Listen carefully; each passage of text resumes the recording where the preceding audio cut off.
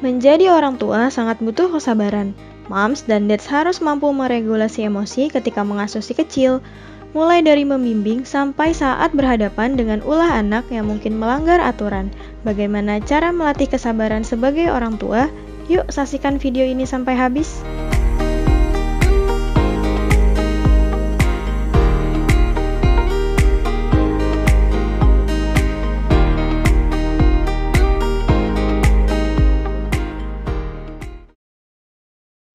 Nomor satu tuh self aware dulu ya. Jadi kita cari tahu dulu kita nih tipenya apa. Terus self aware, kita cari tahu kita nih tipenya seperti apa. Yang kedua, apa aja yang men-triggers kita dengan mudah membuat kita marah atau hilang kesabaran dalam menghadapi anak. Itu. Yang ketiga, kita harus cek dulu seberapa besar sih keinginan kita untuk benar-benar coaching anak kita, benar-benar pengen membangun hubungan koneksi yang dalam, yang bagus gitu dengan anak kita. Nah, kalau motivasi itu besar, saya rasa semua orang tua atau especially moms ya pasti akan termotivasi kok untuk belajar atau cari cara gimana ya caranya supaya mereka bisa lebih dekat sama anaknya, bisa membantu anaknya juga menghandle masalah-masalah emosi anak gitu.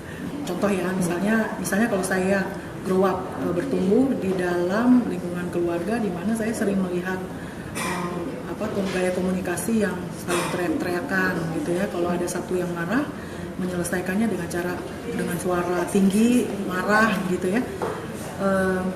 Itu akan jadi modeling saya gitu. Mungkin waktu saya kecil saya nggak berani lawan gitu, tapi ketika tiba waktunya saya menjadi orang dewasa dan saya punya power dan kontrolnya, secara saya tidak sadar itu adalah pola yang akan saya adopsi juga gitu.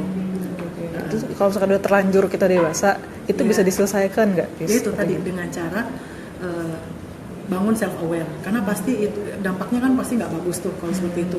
Nah, kalau kita sadar bahwa dampaknya nggak bagus terhadap hubungan kita dengan anggota keluarga, especially sama anak dan partner kita, tentunya kita akan berusaha cari solusi, dan solusinya pertama adalah yaitu self aware, cari tahu kita kenapa sih, asalnya dari mana sih ini, kenapa saya modelnya seperti saya adopsi style ini, dari mana asalnya, kemudian di mana saya bisa merubahnya gitu.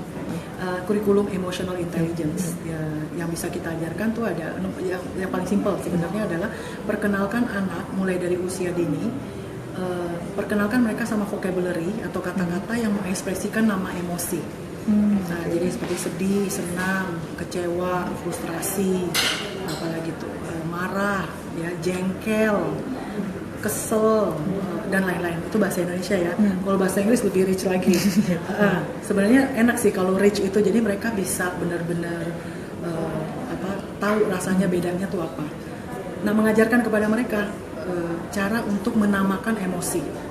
Jadi sometimes mereka marah, ada sesuatu yang bikin mereka terganggu emosinya, tapi mereka nggak bisa mengidentifikasi ini apa.